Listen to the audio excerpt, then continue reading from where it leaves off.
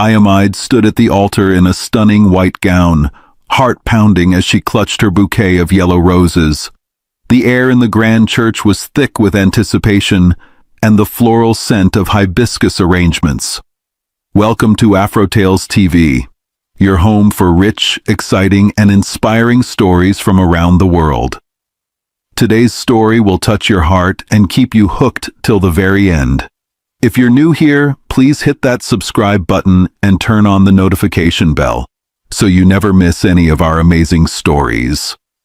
Sunlight filtered through stained glass windows onto pews packed with relatives and friends, all dressed in vibrant Aso-Ebi attire, matching teal lace outfits chosen as the family cloth to symbolize unity and support. This was supposed to be the happiest day of her life. Yet, as the choir finished their third praise song and the organ music faltered, a murmur spread through the crowd. The groom was nowhere to be seen. Whispers bounced off the high ceilings. Iamide's smile wavered as she glanced again at the mahogany doors of the church, hoping any second to see Tunde stride in, perhaps breathless and apologizing for the delay. "It's just Lagos traffic," she told herself, fighting rising panic. Lagos, Nigeria's bustling megacity, is infamous for gridlock. It wasn't unheard of for weddings to start late because someone important was stuck on Third Mainland Bridge or caught behind a noisy Danfo bus. She forced a tiny smile at her maid of honor, Kemi, who squeezed her hand reassuringly. But with each passing minute, Iamide's heart sank further. Where was he? The Reverend cleared his throat and attempted to lighten the mood by cracking a gentle joke about groom time versus bride time, prompting a polite chuckle from the guests. But Iamide barely heard it. She felt heat flooding her cheeks. In the front row, she saw her mother's worried face beneath an elaborate Jeel head wrap, and her father frowning down at his watch. Tunde's parents were also seated, exchanging concerned whispers. Something was wrong. Terribly wrong. After another 10 minutes of agonizing wait, an uncomfortable hush fell. The guests, nearly 200 in number, shuffled and coughed. Nigerian weddings often have large, open-invite guest lists where come one, come all is the norm, so the pews were overflowing. Iamide felt every eye in that church on her, pitying and curious. The whispering grew. Did he get cold feet? Impossible, they seemed so in love. This is so embarrassing. Each hushed comment was a dagger in her chest. Finally, the Reverend gently approached her. "Iamide," he said softly, "shall we step aside for a moment?" His voice was kind, but she heard the subtext. Let's retreat before this becomes a bigger spectacle. Nodding shakily, Iamide allowed Kemi and another bridesmaid to guide her away from the altar. Her vision blurred with tears she refused to let fall. Not here, not in front of everyone. As soon as they reached a side chamber out of the guests' view, Iamide's composure cracked. "Where is he?" she cried out, voice breaking. "How could Tunde do this to me?" Her delicate makeup was no match for the tears now streaming down her face. Kemi wrapped an arm around her, leading her to a chair. "He must have a good reason. This isn't like him," Kemi whispered, dabbing at Iamide's tears with a handkerchief. "Maybe an accident, or he got scared and ran," Iamide snapped bitterly, immediate anger flaring through her hurt. She stood up abruptly, nearly toppling the chair. Her white satin train snagged on the leg, and she yanked it free in frustration. "How could he humiliate me like this, in front of everyone?" Her voice echoed in the small chamber. Outside, the guests buzzed with confusion. Iamide could hear the rising chatter through the walls. The shame and heartbreak were suffocating. She pictured the celebration that was meant to follow. The lavish reception hall they'd booked at a Victoria Island hotel. The 3-tier cake waiting to be cut. The band ready to play the couple's favorite love songs. The jollof rice and peppered chicken that had been prepared for the feast. All of it for nothing. She thought of the months of planning, the dreams she and Tunde had shared about their life together. Only yesterday they'd spoken, and he was excited, even joking about how he'd finally survived the prostration ritual at the traditional engagement. In Yoruba tradition, the groom must prostrate himself before the bride's family as a sign of respect. And Tunde had done it eagerly just days ago during their engagement ceremony, lying flat on the floor in his fine Agbada attire to earn her parents' blessing. Ayomide remembered how her father had smiled then, seeming to approve. Tunde had proven his respect and love. How could he vanish now at the final moment? Her mother burst into the room, gel slightly askew and face etched with worry. "Ayomi," she said, using a term of endearment, "we will find out what happened. Let's not assume the worst." She tried to embrace her daughter, but Ayomide pulled back, anger shining in her eyes. "Mummy, everyone has assumed the worst already," Ayomide replied, voice trembling. "They think I've been jilted. I'm a laughingstock." Her throat tightened around the last word. Ayomide's father, Chief Durojaye, appeared in the doorway next, his face a stern mask. He was a towering man with graying temples, known for his composure in public, but Ayomide saw his jaw tighten. "The driver is saying Tunde left the hotel an hour and a half ago," he announced. "He should have been here by now. We're trying to reach his phone." In his tone was an undercurrent of something Ayomide couldn't pinpoint. Was it worry or something else? "He's not answering any of our calls," added Tunde's best man, Jide, who had rushed over. Jide was still panting, sweat beading on his forehead. He had been outside frantically trying to call Tunde or anyone who might know his whereabouts. We don't know what's happening. This isn't like him at all." At that, Ayomide's anger wavered, a new fear creeping in. Not like him. No, it wasn't. Tunde was steady, responsible, and he loved her. He wouldn't simply run. What if something happened? She looked between her father and Jide. "Should we call the police, the hospitals?" she asked quietly, voice hushed with dread. Her father exchanged a quick glance with Jide. "Let's not jump to conclusions," Chief Durojaye said firmly. "Maybe he got stuck or had a car breakdown. Lagos roads can be unpredictable." He placed a heavy hand on Ayomide's shoulder. "I'll send some of the boys to check the route from his hotel. In the meantime..." He hesitated. "In the meantime, perhaps we should dismiss the guests politely. We've delayed too long." Ayomide felt like the floor was collapsing beneath her, the reality shattering. There would be no wedding today. Whether by cold feet or unfortunate mishap, it was clear the ceremony could not go on. Her humiliation was complete. Squaring her shoulders, Ayomide drew in a shaky breath. "I'll do it," she said, surprising everyone. Wiping her tears, she stood as tall as she could manage. "I'll go out there and tell them myself." Before anyone could protest, she swept past her father and back through the side door into the main sanctuary. As Ayomide stepped back into view, a hush fell again over the congregation. The sight of the bride returning alone, without a groom by her side, made the truth clear. Murmurs died down, replaced by sympathetic gazes. Ayomide's heart hammered, but she forced her voice to be steady. "Thank you all for coming," she began, managing a strained smile. I'm sorry to say that the wedding cannot continue today." A collective gasp and sigh rippled through the crowd. Ayomide gripped her bouquet tighter to keep her hands from shaking. "Please enjoy some refreshments at the reception hall." Her voice almost broke, thinking of the beautifully decorated reception that would now be a venue for whispers and pity.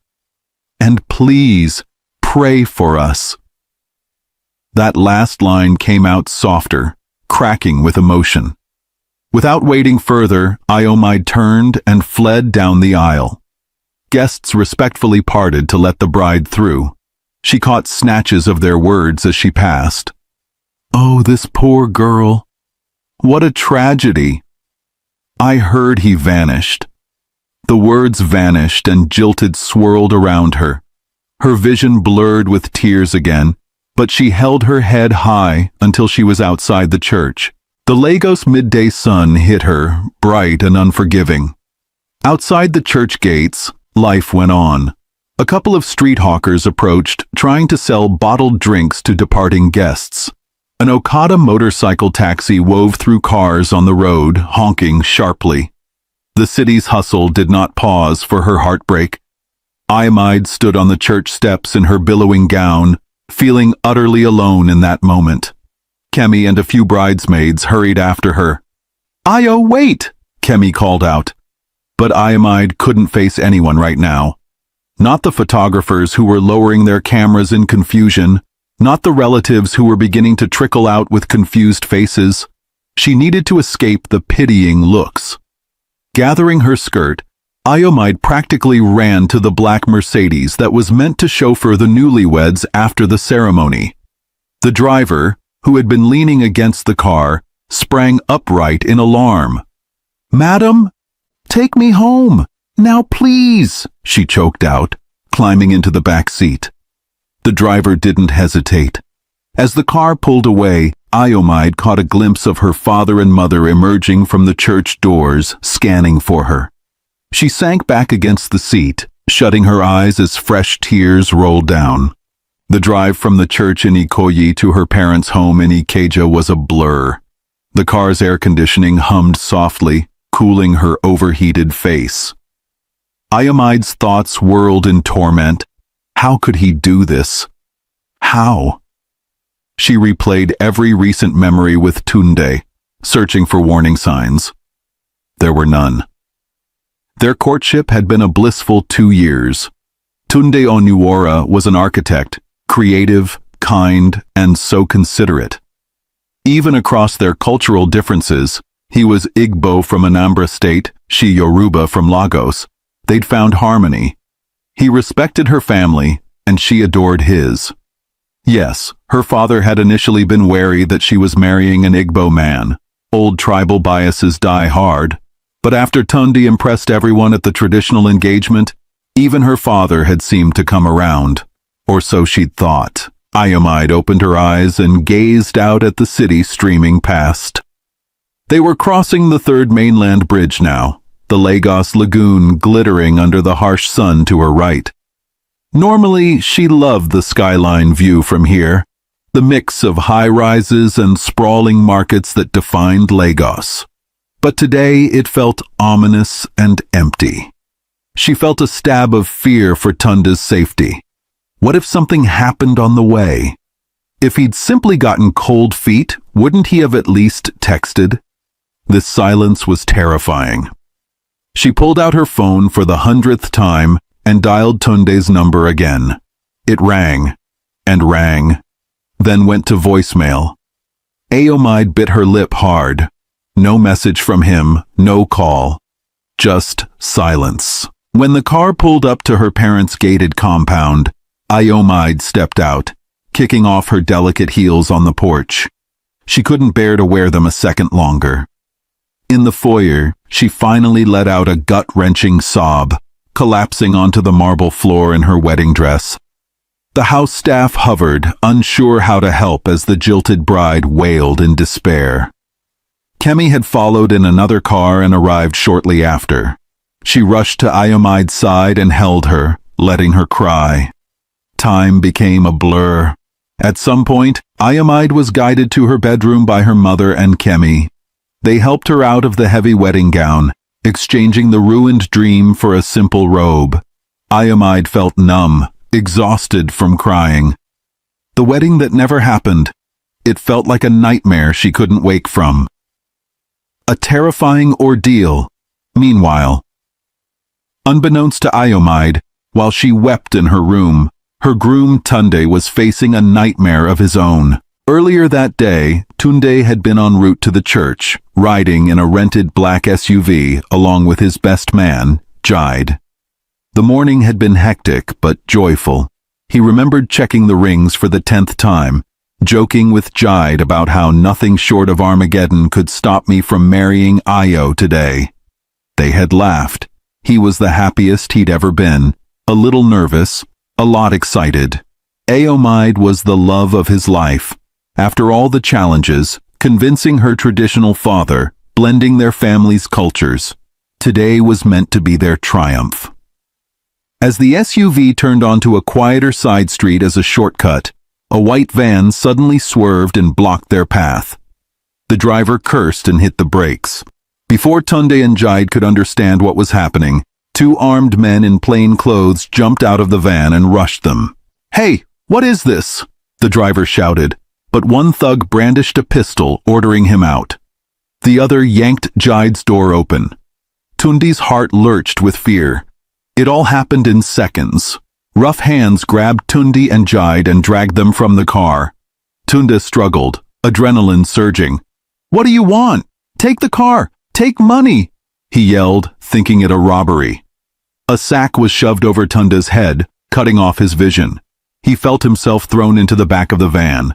Jide's protests were cut short by the crack of a rifle butt hitting him. "Don't hurt him!" Tunde shouted, panic for his friend flaring. Immediately, he felt a gun barrel pressed to his own temple, and he fell silent, blood thundering in his ears. As the van sped off, Tunde's thoughts were a chaotic whirl. Who are these people? Kidnappers? Kidnappings for ransom were a frightening reality in Nigeria. But why target him today of all days? He was not a wealthy businessman or politician. And why prevent him from reaching the church? Unless this wasn't random at all. Jide groaned beside him. They had tied both men's wrists and forced them to lie down. Tunde tried to inch closer to his best man. "Jide, are you okay?" he whispered. A grunt was the only answer. Jide might have been unconscious. Tunde's heart clenched. The van ride felt interminable. Probably it was only an hour or two, but each minute crawled as Tunde's mind raced. He thought of Aomide waiting at the church, and a pain worse than any gun pressed to him tore at his chest. She would be devastated, maybe thinking he'd abandoned her. The thought made him sick. He had to get out. He had to let her know this wasn't his choice. Finally, the van halted. Tunde was dragged out, his legs unsteady beneath him. Through the sack over his head, he could make out it was still daylight. The air smelled of salt and trash. Perhaps they were near the port or a remote part of the waterfront. He tried to memorize any sound or sensation, the distant blare of a ship horn, the cries of seagulls, anything that might later help identify the location. The kidnappers marched him into a building. The echo of their footsteps suggested a warehouse. They tied him to a metal chair. When they ripped the sack off his head at last, Tunde squinted in the dim light. He was in a large, dusty warehouse with concrete floors.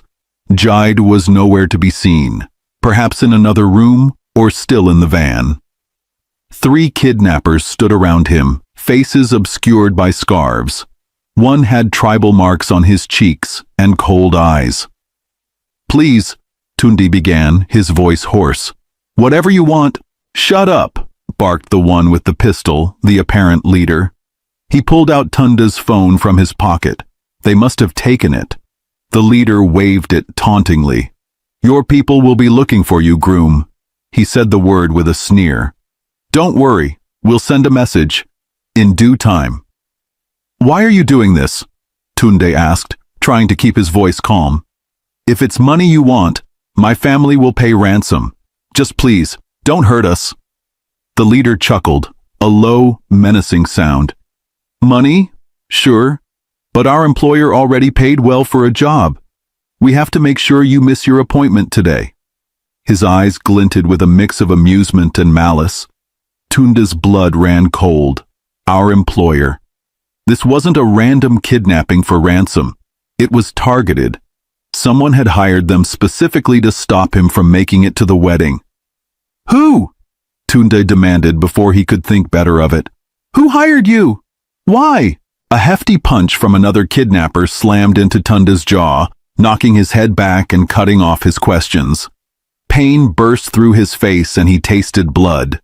The leader pocketed Tunda's phone and nodded to his men. "Tie him up good. We wait until night, then decide next steps." As they secured ropes around Tunde's chest and legs, pinning him cruelly to the chair, Tunda reeled with shock and confusion. The throbbing in his jaw was nothing compared to the ache in his heart. Someone wanted this to happen. Someone wanted to sabotage his marriage to Aomide. But who could hate them that much? He thought of his business rivals. None would gain from this. He thought of ex-girlfriends. None crazy enough to do this. The only opposition had ever been from Iomide's family? Her father had been hesitant. But would the chief go to such lengths? Surely not. That seemed absurd. Yet the more Tunda thought, the more that angle chilled him. Iomide's father was wealthy, influential. Could he have hired goons to stop the wedding? Or perhaps an extended family member, an uncle or someone who objected to the inter-ethnic union? The thought was horrifying, but Tunde couldn't rule it out.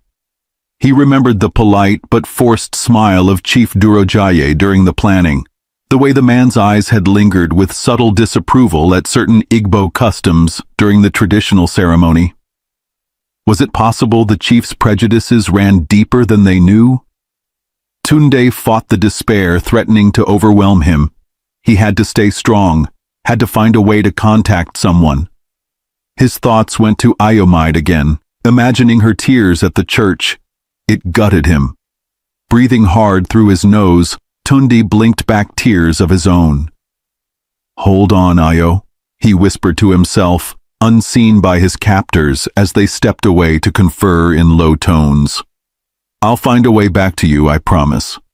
Back in Ikeja, as evening descended, Iomide paced her bedroom, phone in hand.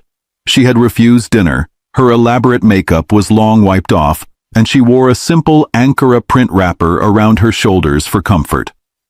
Each passing hour with no word from Tunde had cranked her anxiety higher. Her family's home was filled with tension. Iomide could hear her father on the phone in his study, barking orders to his security detail to keep searching. Her mother was murmuring prayers in the living room, a rosary clutched tightly. Kemi and a few close cousins lingered around the house to support Iomide, but she mostly stayed in her room, not ready to face anyone. At around 9 p.m., Aomide's phone rang with an unfamiliar number. Her heart leapt. Maybe it was Tunde. She answered immediately. "Hello? Hello?" There was a crackle, then a strained voice. "Ayo, it's me." It was Tunde's voice, hoarse but unmistakable. Iomide nearly dropped the phone in relief and shock. "Tunde? Oh my God! Tunde, where are you? What happened? Are you okay?" She was already moving, rushing downstairs while holding the phone tight to her ear.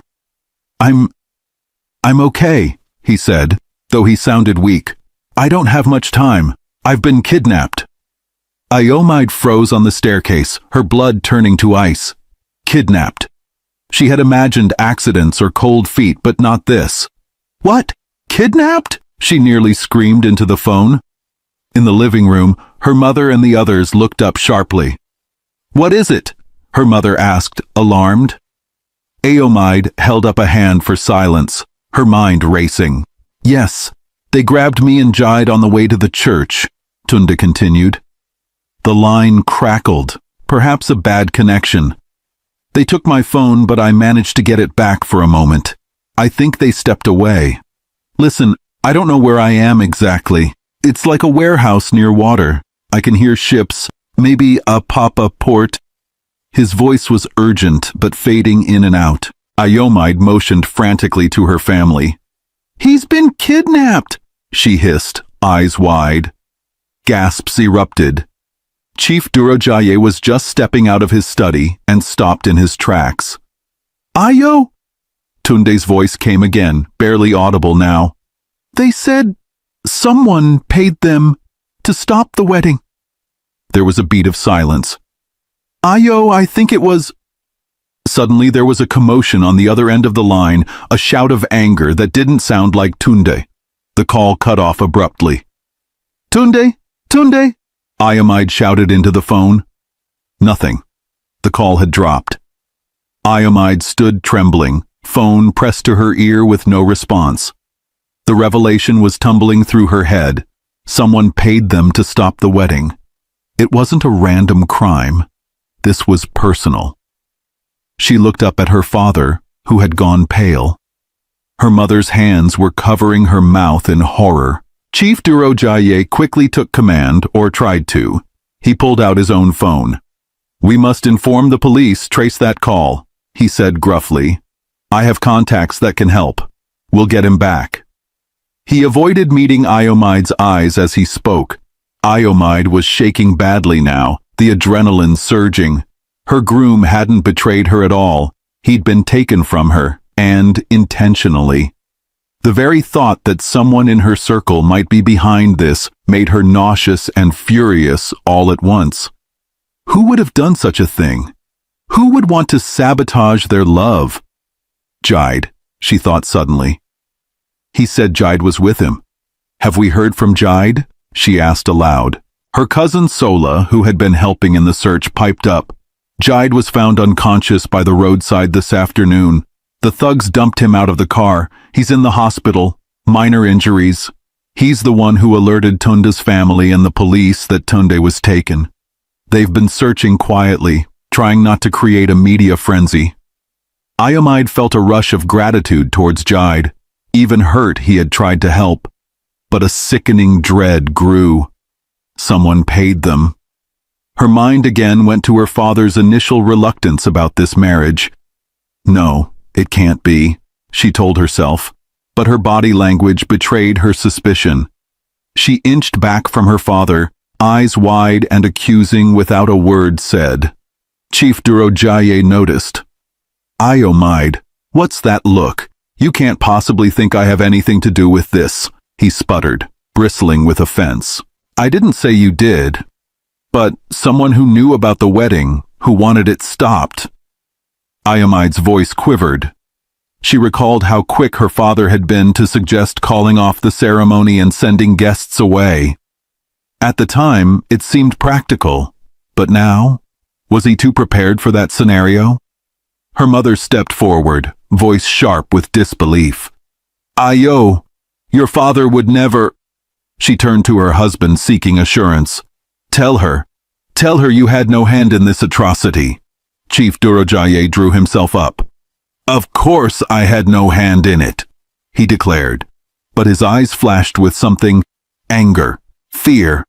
I want that boy found and safe, just as much as anyone. This is an outrage. Whoever is behind it will face justice. Iomide wanted desperately to believe him. He was her father, the man who had doted on her since childhood.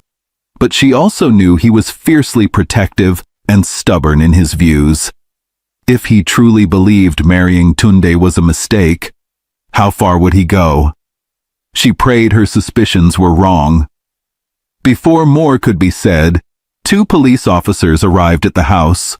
A call from Tunde's family had mobilized them. They took statements, and Iomide recounted Tunde's brief call word for word. The police began tracing the call and coordinating a search likely around the Apapa docks, given Tunde's hint of hearing ships. As the flurry of activity went on, Iomide noticed her father step aside, speaking in low tones on his phone again. She caught snippets. No mistakes. Yes. Now. Her heart lurched. Why was he still making secret calls at a time like this? The hours that followed were the worst kind of agony for Iomide. Waiting, wondering if Tunde was hurt, alive, scared. Kemi and her mother stayed by her side, trying to keep her calm. At one point, Iomide slipped away to the small prayer room in the house and sank to her knees. She prayed fervently for Tunde's safety, tears streaming. Please God, bring him back to me. Don't let our love end like this. And if someone I love did this terrible thing, Give me strength to face it. It was near dawn when Iomide's phone rang again. This time it was Tunde's eldest brother. He sounded exhilarated. We found him. The police found him, Ayo. He's safe. Iomide nearly collapsed in relief, sobbing thank yous into the phone. Through the explanation that followed, she pieced together the scene.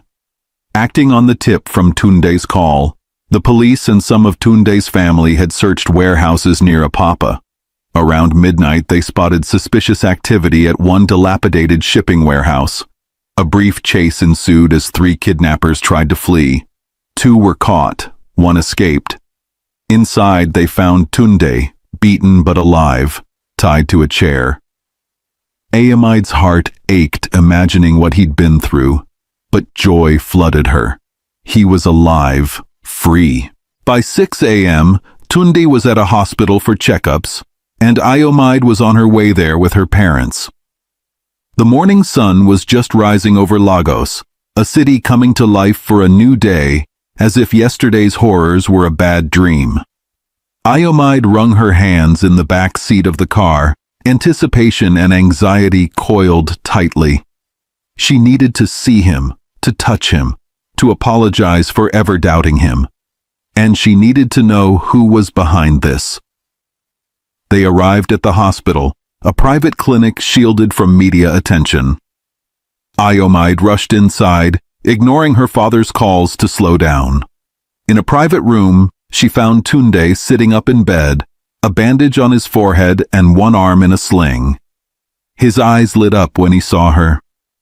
Ayo, he breathed, tears gathering in his eyes. Iomide flew into his arms, mindful of his injuries but unable to hold back. They held each other tightly, both crying softly with relief. I'm so sorry, Iomide whispered, pulling back to gently cup his face. There were bruises along his jaw. I'm sorry I ever thought you left me on purpose. Tunde shook his head. Never. I would never leave you. He pressed his forehead to hers, eyes closed. I thought I'd never get to tell you that I love you, and I'd never abandon you. Their reunion was interrupted by a polite cough. Iomide's parents stood in the doorway. Her mother was crying tears of joy now. Chief Durojaye's face was an unreadable mask.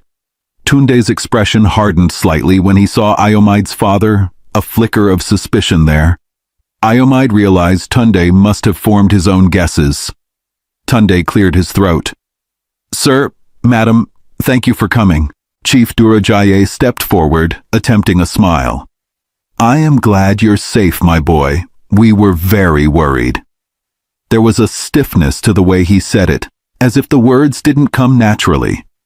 Tunde's eyes stayed on the older man. They caught 2 of the kidnappers, he said slowly. The police will be interrogating them. There was a heavy silence. Aomide sensed Tunde was waiting, watching for a reaction.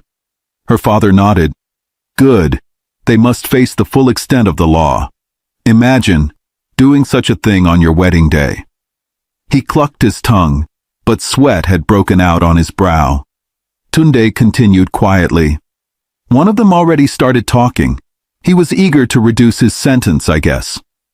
He reached and took Iomide's hand, as much for support as to gauge her reaction. He said they were hired by someone who gave them very specific instructions and a lot of money to make sure I didn't show up. Tunde's voice was steady, but Iomide felt his hand tremble slightly around hers. Iomide's heart thudded. Here it was, the reveal. She held her breath and turned her gaze to her father. Chief Durojaye had gone very still. He gave a name, Tunde said, almost a whisper, or at least a description. The man who hired them was called Chief, and they identified him in a photograph. It was you, sir. Tunde's tone held a mix of accusation and deep sadness. Iomide's mother gasped, her hands flying to her mouth. Durojaye, what is he saying? She looked from Tunde to her husband in horror. Iomide felt the blood drain from her face, a cold emptiness flooding her.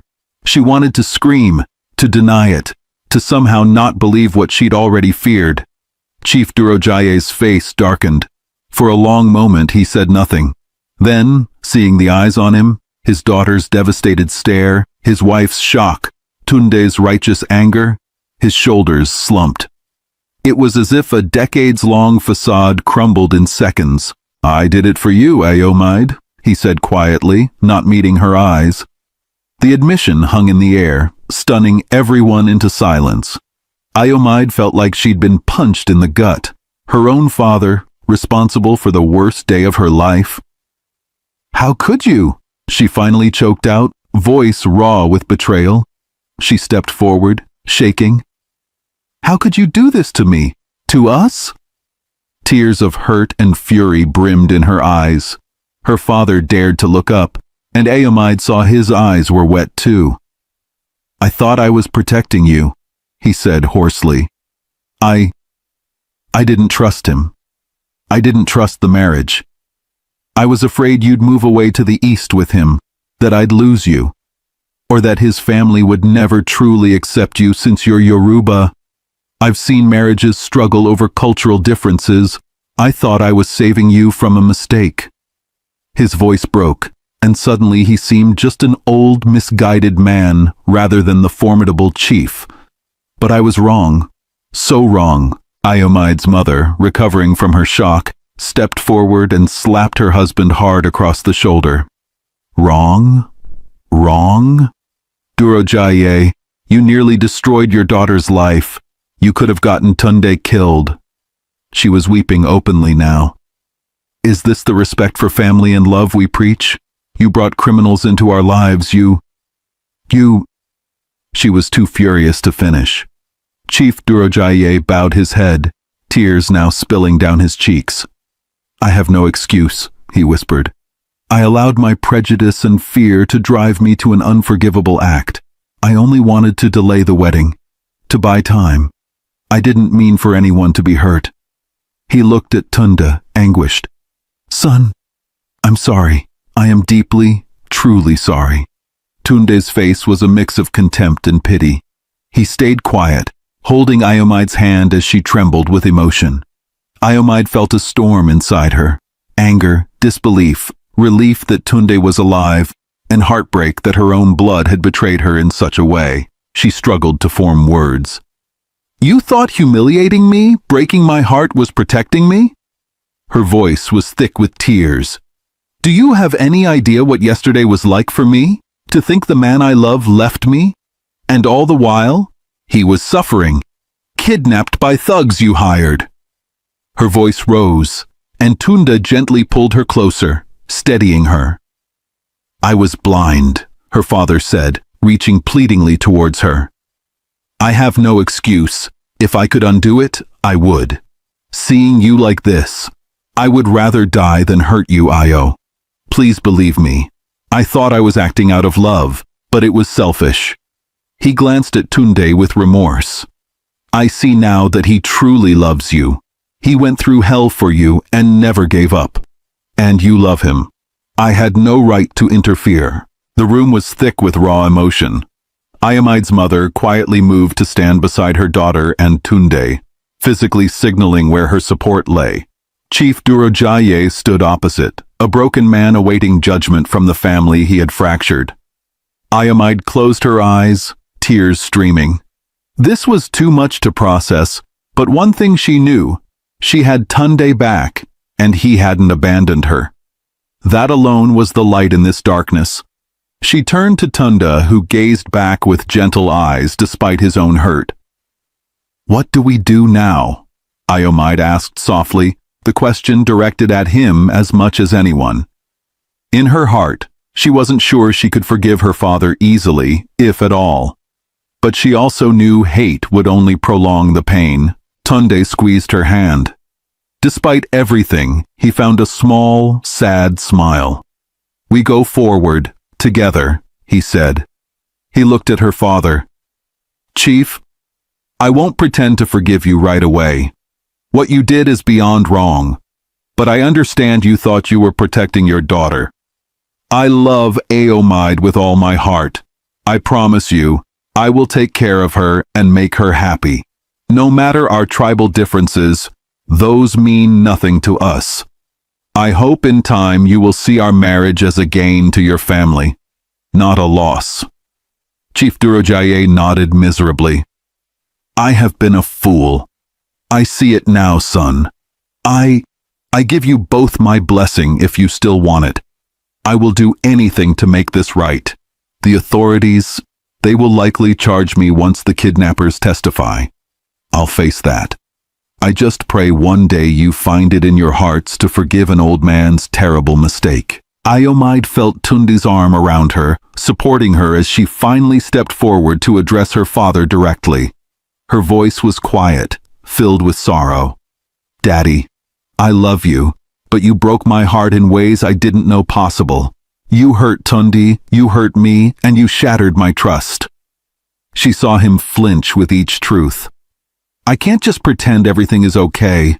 I don't know how or when, but I also know I don't want to lose my father on top of everything. We will need time, a lot of time, to heal from this. For now, I'm just grateful no one died and that we know the truth." Chief Durojaye stepped closer, hesitantly reaching a hand out. Iomide allowed him to gently grasp her hand for the first time since the reveal. His hand trembled. "My daughter, thank you," he whispered, voice thick. "I don't deserve it, but thank you." Iomide didn't squeeze back, not yet, but she didn't pull away either. It was a small sign of hope. Her mother placed a hand on her husband's shoulder, tears still glistening on her face. "This family will need to mend, Durojaye. You have a lot to atone for, but we will face it together." There was both reproach and love in her voice. In that hospital room, as the first light of morning painted the sky outside in soft pinks and golds, a broken family began its slow healing. Iomide stood between the two men she loved, her father and her future husband, and realized that while this nightmare would forever scar them, it could also become the story of how their love overcame the darkest of schemes. A week later, in a small, intimate ceremony, Iomide and Tunde finally exchanged their vows. This time, there were no grand decorations, no huge crowds, no elaborate fanfare. They chose to marry in a simple civil court ceremony, with only their closest family and friends in attendance. Given the sensational rumors that had spread, and quickly died down thanks to discretion and a bit of influence from both families, a quiet wedding was what they wanted. Iomide wore a lovely ivory lace dress, not the extravagant gown from the original day, which she couldn't bear to even look at again. Tunde, his bruises now faded, stood tall and proud in a crisp navy blue suit. When the officiant pronounced them husband and wife, the small gathering erupted in cheers and applause. Iomide laughed as Tunde lifted her into an exuberant kiss, both of them glowing with happiness. It was a far cry from the chaos of a week ago. Chief Durojaye was there too, at his daughter's side. Though currently out on bail and facing legal consequences for his actions, he had insisted on attending to show his support. Throughout the brief ceremony, he sat quietly at the back. Iomide noticed he looked humbled, a shadow of the confident man he once was. Yet, when Iomide and Tunde were pronounced married, he was on his feet clapping, tears of remorse and joy mingling on his face. After the ceremony, the small party gathered for a lunch at Iomide's family home, the same home where heartbreak had turned to hope days before. It wasn't the lavish banquet originally planned, but it was filled with warmth. Iomide's mother supervised the serving of jollof rice, moi, and small chops on disposable plates, joking that after all the drama, nobody had energy to do dishes. Laughter rang out as friends teased Tunde about winning the most dramatic entrance to a wedding award. Even Jide, recovered and grinning, made a toast. To Tunde and Iomide, proof that not even Lagos traffic or kidnappers can stop true love. When the laughter settled, Chief Durojaye stood and asked to speak. A hush fell. He cleared his throat, visibly nervous. "I know I am the last person who should be giving a toast," he began slowly. "Perhaps a week ago, I would have been giving a different speech at a different venue. But today, I stand here a very grateful father. Grateful that my daughter is smiling again, grateful that my son-in-law is alive and well, and grateful for a second chance to do right by them." He turned to the newlyweds, voice thick. "Iomide Tunde, I am so sorry for all the pain I caused. Watching you today, I have no doubts your love is strong and true. I pledge to support you both and be the father and father-in-law you deserve if you'll allow me the chance." Tears shone in many eyes as he raised his glass. "To Iomide and Tunde, may your marriage be blessed with joy, resilience, and all the beautiful things you both deserve. And may our family, though tested, emerge stronger and more united." Iomide exchanged a glance with Tunde. In that look, they shared the memory of everything it took to get to this moment. Tunde gave a slight nod, and Iomide rose from her seat and crossed to her father. She wrapped her arms around him in a tight hug. It was the first hug between them since the truth came out. A collective sigh of relief and happiness rustled through the room, and the chief's tears fell freely as he embraced his daughter and quietly repeated, thank you," like a prayer. In that embrace, the fractured family dynamic began to truly heal. There was a long road of rebuilding trust ahead, but forgiveness had started. Iomide knew it would take time to forgive fully. Maybe therapy, definitely many hard conversations. But her family was still her family. And now Tunde was her family too, officially. They would all face the future together, scars and all. As the afternoon sun slanted golden light through the windows, the newlyweds danced a slow, joyful dance in the living room, surrounded by clapping loved ones. Someone turned up the radio and a popular Lagos love song played, the Afrobeat rhythm bringing smiles and gentle sways. Iomide laughed as Tunde twirled her, her heart light in his arms. "This wasn't the wedding we planned," Tunde murmured, resting his forehead against hers as they moved to the music. "No," Iomide agreed, eyes shining up at him. "It's not the wedding that we planned, but it's the marriage that we wanted, and that's what matters." Tunde smiled wide. "Mrs. Onwara, you are absolutely right," she beamed at the new name. Despite everything, she had gotten her happy ending, perhaps an even deeper happiness for all the trials faced. Iomide glanced around at the intimate gathering, her mother wiping happy tears as she watched them dance, her friends cheering, her father standing by with a tentative smile, and the love of her life holding her close. The ambiance was not the extravagant fanfare of a big Lagos party, but it was perfect in its own way, genuine, warm, real. Iomide rested her head on Tunde's chest as the song played on. The nightmare of the wedding that never happened had transformed into the miracle of a love that endured. In bustling modern Lagos, where life could be chaotic and unpredictable, Iomide and Tunde had found their calm after the storm. Together, they had turned a day of sorrow into a story of triumph, forgiveness, and the unbreakable bonds of love and family. Thank you for watching this story on Afro Tales TV. If you enjoyed it, please give it a thumbs up, leave us a comment, and share with friends and family.